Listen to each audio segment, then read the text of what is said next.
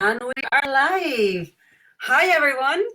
Welcome to our new set of webinars for 2020 and welcome to the new decade. I love 2020. I'm sure I've spoken to a few people and people seem to be very into the new decade and the 2020. So yeah, exciting. And lots of things happening in Streamtime as well. So lots to share this year. With us today, we have Pete. Peter is a co-founder of the Wow Company and co-founder of the Agency Collective, as well as running BenchPress, which is the UK largest independent agency and agency owners. Help me, Pete. It's the largest survey of agencies in the UK. That's incredible. I was like, yes, I'm saying it. I'm going to say it right. So today we've kind of gotten together to discuss all of the stats that Pete has been able to draw on. Well, not all of the stats, but three top stats that Pete has been able to collect over all of the years of you running benchmarks. Yeah. Is it like, what is it, like 7 years now? This is year number 9. Sometimes it feels like a lifetime, but it's year number 9. Wow, that's fab. So you've got a lot of information and a lot of experience to draw on, and we're gonna be writing down very valuable information. We talked about it yesterday. I think it's fantastic. I think a lot of our clients will find very relevant what you're going to be chatting about today. Tell me a little bit about your background, Pete. Yeah, what I thought would be useful. There's some really interesting information I'm showing today, and I want to make sure I get it right. So if it's okay with you, I'm going to share my screen because I want to make sure that any stats that I do convey are conveyed accurately and fully. So hopefully you can see my screen now. This top 3 agency benchmarks. And benchmarking is not just what I've been up to. I've been involved with agencies for 16 years now.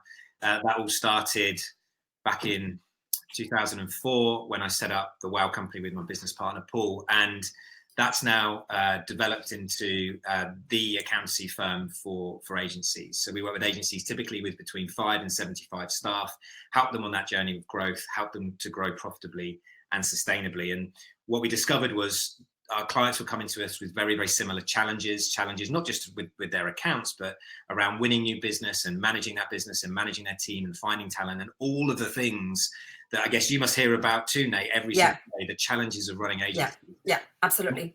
And what we wanted to do is create a place, a community where people could get support and learn from each other as well as learning from experts. So we set this up. We set up the Agency Collective 7 years ago. It's grown now to become the largest community for agency owners in the UK. It's incredible. It's absolutely the best peer support community, not just in the UK, but in the world. And if you haven't heard about it, you want to go along, check out some of the events, feel the love of that community and solve some of those challenges that you're experiencing in running an agency. One of the other ways that we look to solve some of those challenges is through BenchPress, as you mentioned. This started off as a fun experiment several years ago where we just shared a few agency benchmarks, and the interest that we got from that has snowballed, and it's snowballed each year. It gets bigger and bigger each year, and we launched it just a couple of days ago, the 2020 survey. We're already 40% up on respondents compared to last year, and every single person that takes part in BenchPress gets an incredible report. Last year was 45 pages of the most useful, interesting stats, the stats that you cannot get elsewhere. It's all completely anonymous, but my goodness, I know people who read that report have changed things in their agencies that have resulted in lots of good things happening. So as you can see from all of that, I've been immersed in agency life for a long, long time. And I've always been fascinated, Nate, by the difference between those agencies that achieve great things and those that find it a challenge. And I guess Me too.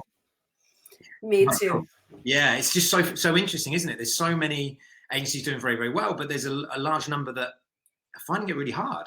And I think my job is trying to work out the difference between those groups, and I share it. And do you see? I'm beginning with all these years, 7 years now, probably 7 years. I know you as well. 7 years in Streamtime, and I'm beginning to see what the agencies that grow and grow are doing that the ones that are struggling a little bit more might not be. One of the things, funnily enough, is billing. Just before I jump into that, we've got our MD on our chat. If you've got any questions, fire away. We'll share some links with you throughout the whole webinar. So just chat to us. Any questions or anything, we'll be covering them throughout the whole webinar. So just going back to what I was saying, I'm beginning to see what some of the agencies that are growing and growing are doing.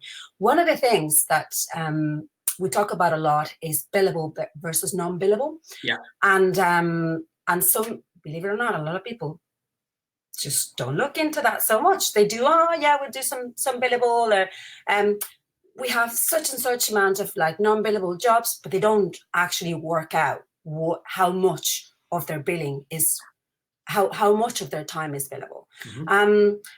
Is there a good way to go about it? What's the sweet spot? Tell us. Well, first of all, it's really good to be conscious of it, and it's amazing that the fact that they're using something like Stream Time gives them a huge advantage, so that they can measure this stuff. It's actually my first benchmark that I'm going to talk about today, or it's related to it anyway, and that's billing capacity. Because the reason why I'd encourage people to work this out is not just for the sake of it. It's because every single person has worked this out and then compared their billing capacity to what they are actually billing. It has resulted in them, well, often getting curious, but sometimes getting like a bit mad as to why there is such big a gap. And that curiosity and that energy has taken them on a journey that has increased their profitability. Yeah. And that's why I think it's incredibly powerful stat. And I just want to share a little bit about how to calculate it accurately, and then what to do with it, where to go on that journey. So in simple terms, you take your day rate. And if you have a flat day rate, a blended day rate, then this is straightforward. If you say, well, hang on, I've got different tiers of rates. And by the way, we've got stats on this. So if you want to get in touch with me afterwards, I can share exactly what agencies are billing at different levels within their agency. I can show you what the top performing ones are billing. I'm really happy to share those stats. That's really cool. And so tell me a little bit, the date rate could be, so you may have 5 tiers. In general, our clients just have the one date rate, but they may be billing by staff. So if they bill by staff, how do you do the date rate? Is it like an average? No, what you would do for this calculation, you would need a spreadsheet. So column 1 would be your day rate, and then column 2 would be the people in your team, cool. The number of people that were using that day rate. So if you had 5 people on £500 a day, and 3 on 750, and 4 on 1,000, whatever it was, you would times those columns together. Now, this gets a wee bit more complex if you have people within your team who are parts billable. So you might have someone who's 80% billable or 50% billable, in which case you would count them as 0.8 or 0.5. Okay. So, if you've got a team of 5 and they're all on £800 a day, well, this is an easy calculation, but you will need a spreadsheet if you have different day rates and you have people who are part billable. But what you then get is times it by the number of days in a month, 21 working days in a month on average, and you will have your billing capacity. Now, what that capacity is if everything works brilliantly well. There are no hiccups. If everything goes well, everyone's at full tilt, no one's on holiday, no one's sick, this is what you should be billing. Now, this is where it gets interesting. I want you to work out that figure and then go back to every single month over the last 12 months and look at what you were actually billing. So look at your billing capacity and then look at what you were actually billing. And what I want you to get curious about is, why is there that gap? Why is there that gap? And where is that going? Where is that profit going? Because we have some data on this. We know that the average amount of staff time that is being billed in agencies across the UK right now is 63%. That's the average. There are agencies that are doing less than that. There are agencies that are doing more. A really good place to aim for is 75%. If we're not robots, so it's really hard to get anything above 80%. A good place to be is 75% of your staff time being billed. It's very good. That would be a really good place to be. But just think about your level of turnover at the minute, and think about the average. The difference between 63 and 75% is 12%. That 12% on £1 million turnover for example, is £120,000 a year. That is pure profit, pure profit. And this is where I want you to get curious. I want you to get curious about your billing capacity and what you're actually billing, and why is there that gap? What is happening? Are things not being scoped properly? Are people giving their time away for free? And by the way, if they are, I'm sure they're doing it with good intentions. What can you do about it? Are you using loads of freelance time unnecessarily? How can you improve or edge up the amount that you actually bill versus your billing capacity? And every single person who's done this calculation, it's resulted in them starting a journey. I spoke to someone this morning who came on one of our profit courses and last year, and he's still on this journey. It's a never-ending journey. But he's working right now on improving this percentage. We talked about some things to help him do it. So yeah, that's my first step. So you've identified 63. Everyone write this down. If anyone's got questions on how to calculate this, please fire away. And we can get in touch with you after as well if you've got specific questions. But it's super interesting. I've seen people hitting the 75%, and you can export timesheets in StreamTime. That will get you that information. There's a lot of filtering that you can do in StreamTime to give you that information as well. So yeah, that's actually very insightful, Pete. Actually, grand. It's a good start. I say, encourage people to do it. That's cool. And so, with billable time comes profitability, and in StreamTime, as in the more you bill, the more profitable your projects are. If you do a lot of internal work or a lot of pro bono or a lot of pitching, then you'll find yourself with very little income coming through, and in turn profit. In StreamTime, we can track profitability on individual basis, by client, or overall profitability, and the figures are based on budget, staff time costs, overall project costs, and invoiced figures. In regards to profit, what are the key reports that our clients, or any agency for that matter, should be looking at? Or tell us a bit more about how you would approach gross profit. So there's lots, aren't there? There's lots of ways to do it. Yeah, it's a big question. One of the things that we're doing in this year's BenchPress actually is we're asking people how they measure profit. Do they measure profit across the whole company? I'd be surprised if they didn't. But do they measure it by department? Do they measure it by pod? Do they measure it by service area as well, so they know which offering that they have is the most profitable? And we're asking, not only is we asking that question, we're asking them what do they share with their team when it comes to some of the stats that they measure. So we'll be able to have a much clearer picture of the agencies that are most successful. Are they the ones that are measuring profit more often? Are they the ones that are sharing profit more often?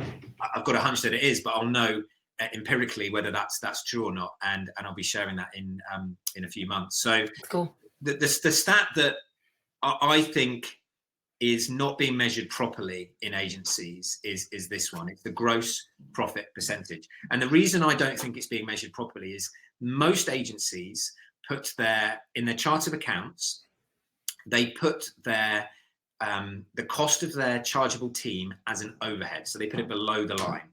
And that's fine. I mean, there's nothing wrong with that. It's just not terribly useful. You can't get an accurate gross profit percentage calculation. A much better way to do it is to move your chargeable team above the line and say, well, that's a cost of sale. Now, I know you could say, look, it's an overhead. We have to pay them every month regardless. Yeah, I get that. But this is about having meaningful information at your fingertips. And when you move that above the line and calculate it as I'm about to show you now, trust me, life's going to get way more interesting, and these stats are going to be way more valuable for you. And again, it's going to take you on a journey that will lead you to a better place. And I've got some stories about agencies that have been on that journey. So here's how to calculate it. So you take your turnover and you minus any chargeable wage cost associated with that turnover, as well as you taking off any cost of sale. So cost of sale like print or ad spend, you take that off your turnover, you take off your chargeable wage cost, and that is going to give you your gross profit. What you can then do is divide this figure by your turnover and multiply it by 100 to get a percentage.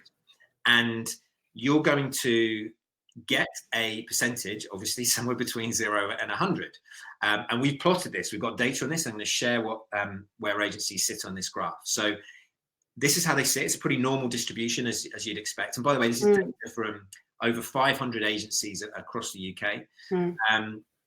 There are some small ones in there, so we discounted those, and you'll see that most agencies, just over 2/3, sit between 30% or 31% GP and 70% GP, gross profit, with the average being 50.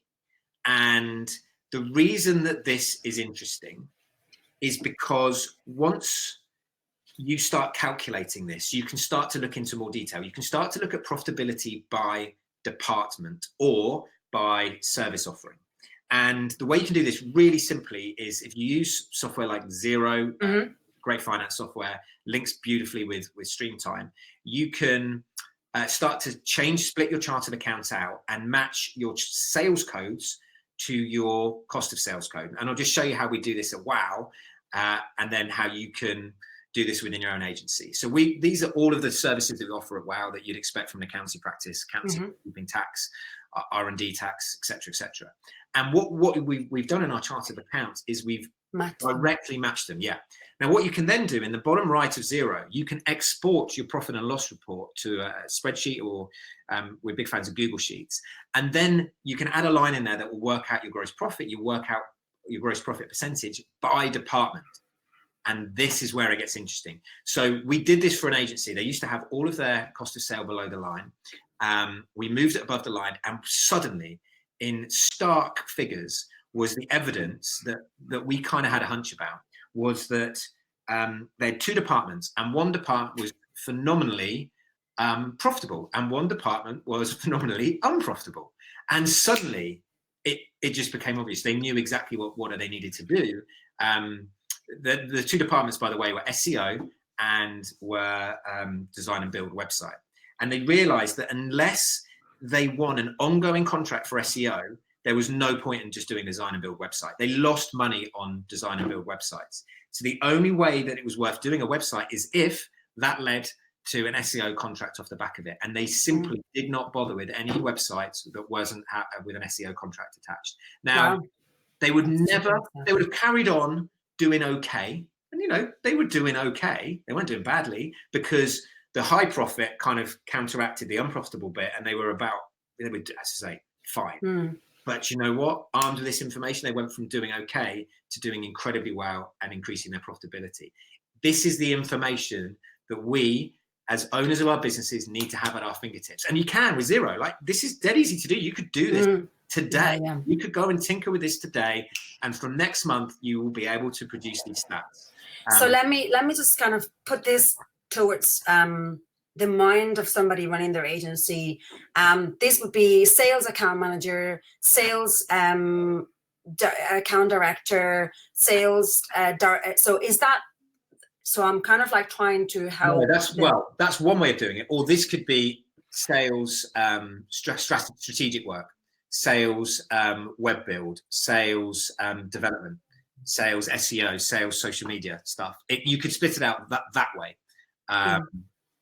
That's probably the way that most agencies would do it. It's split it out by discipline, by service offering. Okay. By service offering is probably like a better way. And so Andy is saying, were they using web build as a loss leader? They have just charged more? They were using it as a loss leader, but they didn't realize they were using it as a loss leader. Before they discovered this, they assumed that each was equally profitable. They treated a website build for £20,000 as valuable as a contract for a £20,000 SEO campaign, right? He goes, Once they understood the difference, that 20 grand over here was different to 20 grand over here, like literally they were different, they were not the same, then they made sure that if they were going to pick up a web project, they only did so if they had a contract for SEO that went alongside it. So if someone's just said, can you design and build my website? They would say, sure, but we believe that it's going to be much more successful if we do an ongoing SEO campaign. If they said, no, we've got an agency that does that, or we're not interested in that, we just want a website, they would decline that project because it would be loss making.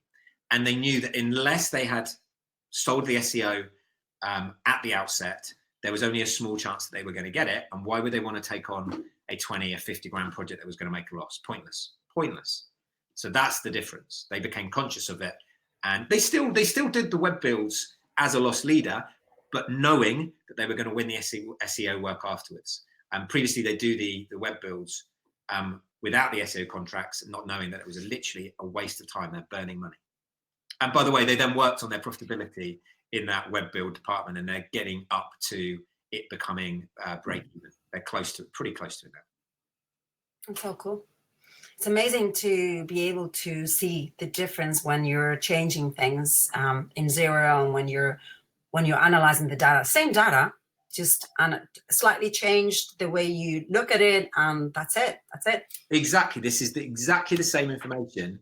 It's just reflecting it differently, and not enough agencies. Well, the ones that we're managing to talk to, suddenly this light bulb goes off and goes, well, why wouldn't I do that? They do it, and it makes a big difference. There's one other change, Nate. I just want to share that. Absolutely. I'd love to encourage people to make in Xero. So, by the way, none of any of the stuff that we've talked about so far is going to cost you anything. It's just a little bit of time.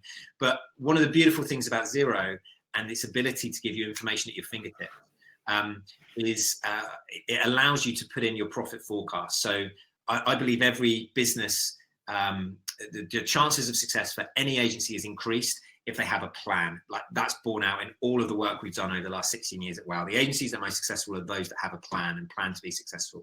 And it's the ones that start with profit first and build their forecast out from this. They have a 12-month forecast showing them the profit they're going to make with all their costs and the revenue they need to generate.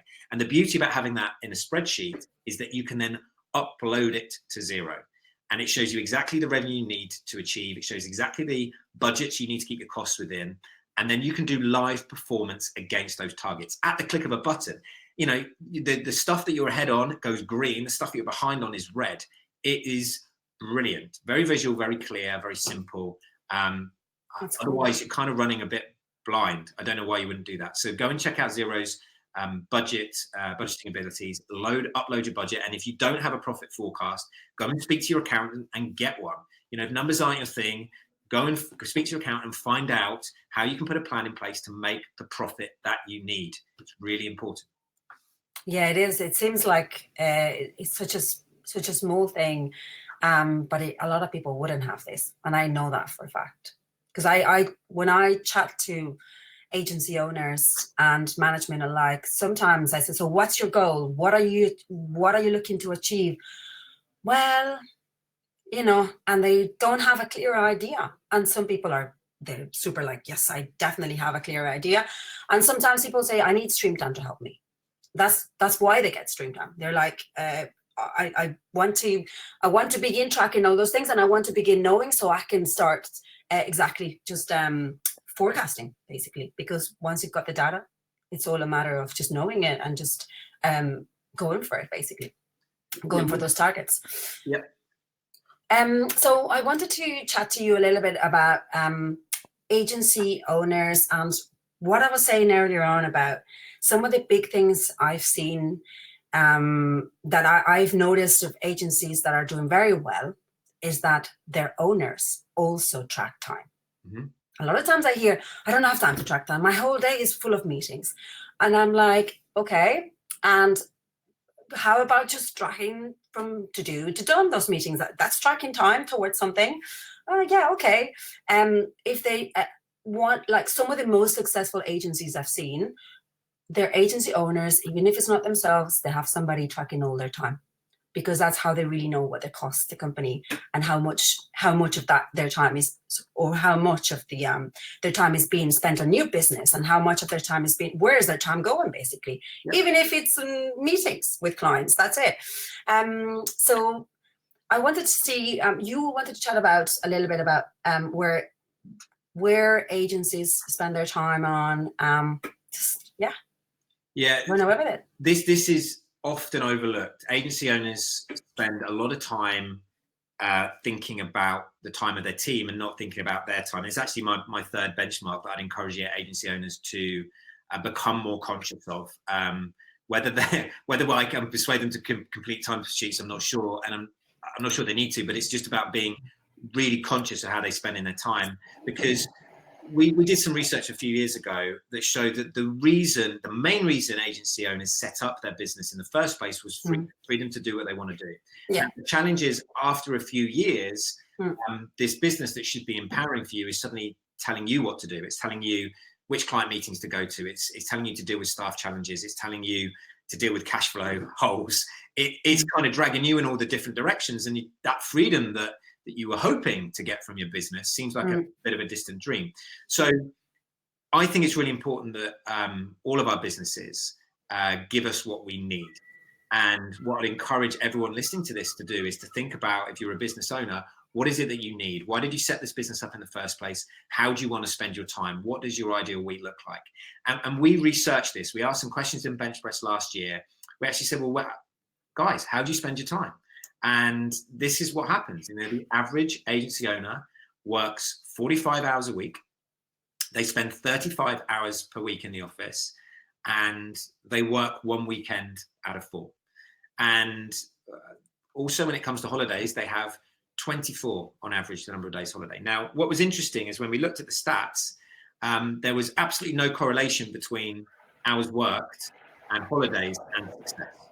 And so those that worked harder weren't necessarily any more or less successful than those that didn't. So what I encourage you to do is, that's so cool, isn't it? It's really important that you take breaks. It's really important that you stop and think and recharge and re-energize and approach some of the challenges that we're facing every day with a different viewpoint. So I encourage you to book some chunks of time away from your business in order to have that valuable time out.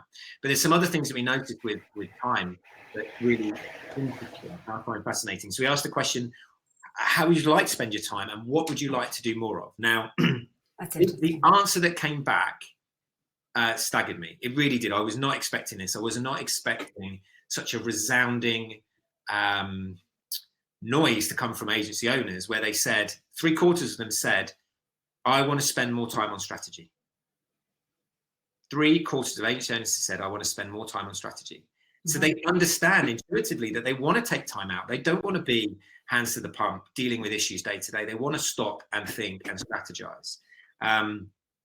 They also want to spend more time doing sales and marketing, and they want to take more time out of the business. These are the things that agency owners want to do more of. Now, when it comes to strategy, what we were able to do is we would look at the amount of time. We asked them to split up their week, how they spent a typical week, and what percentage of their time was spent doing strategy. What we discovered was the agencies that were the most profitable were the ones that spent more time on strategy. And I love it when BenchPress. That's really interesting. Like that. In fact, I can tell you exactly how much time these agencies spent on strategy. They spent 10 hours a week more on strategy than the average. 10 hours a week. That's a long day. Long day, more than the average. Now, if you're sat there thinking, how on earth could I have the luxury of taking 10 hours a week out to focus on strategy? Well, you need to find a way to do.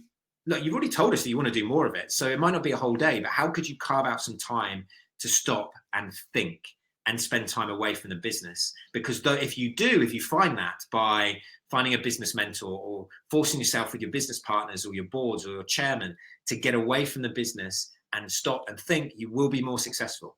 And in doing so, by the way, because we have the same amount of time, all of us have the same amount of time, you might need to stop doing some stuff. And this is what agency owners said they'd like to stop doing. It's obvious, really. They want to spend less time doing the operations and the office management. Actually, a lot of them want to do less client work and less time doing finance. Now, you can outsource your finance to someone like us or to your accountant or bookkeeper. But for the other bits, the client work and the office management and the operations, you're probably going to need to hire people. So you're going to need to come up with a business model that allows you to hire the people to free up your time to do more of what you really want to do. And ultimately, that's what we went into business for, right? We went into business probably to do two things: to do more of what we wanted to do personally with our time, and to make a real positive difference. So I'd love for people listening to this to reconnect with that original feeling they had when they set up their agency, to think about how they want to spend their time, think about what their ideal week looks like, and build their agency to help them achieve it. Then good things will happen. That's right. Just go back to basics, isn't it? Yeah. And also sometimes, when do you get the ideas? When you're walking, when you're in the shower? It's like it is true. What you're saying is even true to like normal everyday life. That's exactly when you have time, headspace to improve things, to change things that you may not be liking. So that's amazing. And that's so insightful. Andy was like, oh, I thought this was a pretty good work and life balance when you were talking about the 24 days a year holiday, and then that this was also correlated with having to spend so much time with clients. So yeah, he's like, oh, I can't wait to start talking to you about this. And on that, actually, we're getting together on the 13th of Feb.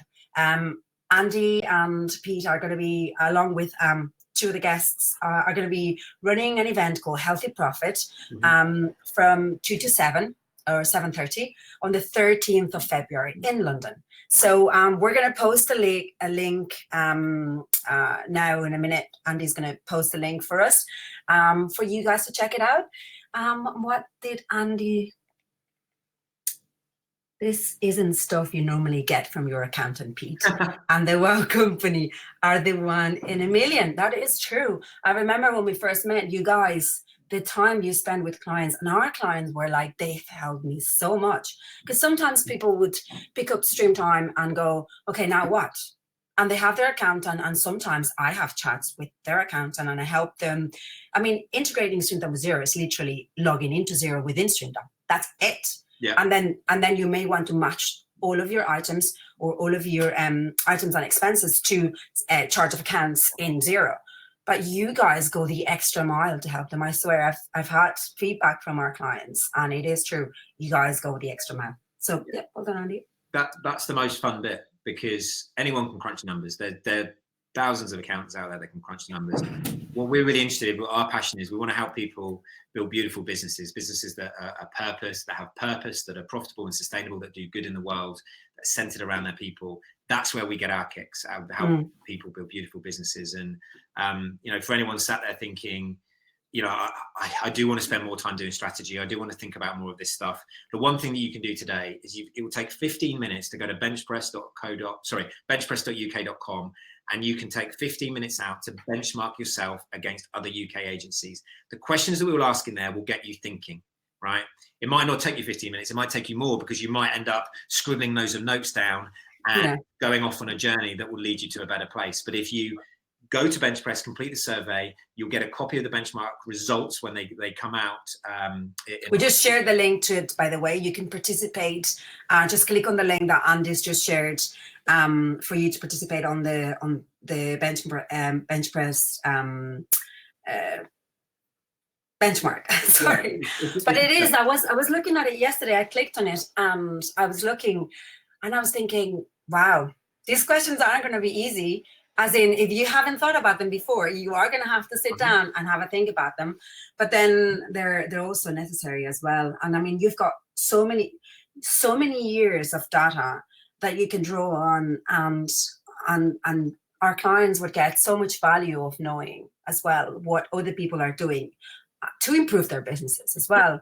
So yeah, that's fantastic. So click on the link, guys. And if we're also going to have this webinar recorded, and we're going to have a blog post, so you will have access to the link. So you won't be able to see the comments if you're watching this when it's been, recorded. You will be able to have access to the BenchPress, to the survey. Sorry, that was the word I was looking for earlier. The survey from the blog post as well. So you'll be able to just click on it. Fab. Thanks, Nate. Great chatting to you. Hey, let's do this again soon. Maybe in 2 weeks' time. Yeah, I'm looking forward to that one. That's a really, really hot topic. We can talk about agency pricing. So I've got some incredible stats on that. So I look forward to sharing them. Yes, you guys can join the webinar from January. I think we sent an email about 4 days ago with all of our webinars. You can join the next one with Pete in a couple of weeks' time. Good chatting to you. And thanks everyone for joining. And I'll chat to you soon. Ciao. Bye, everyone. Bye.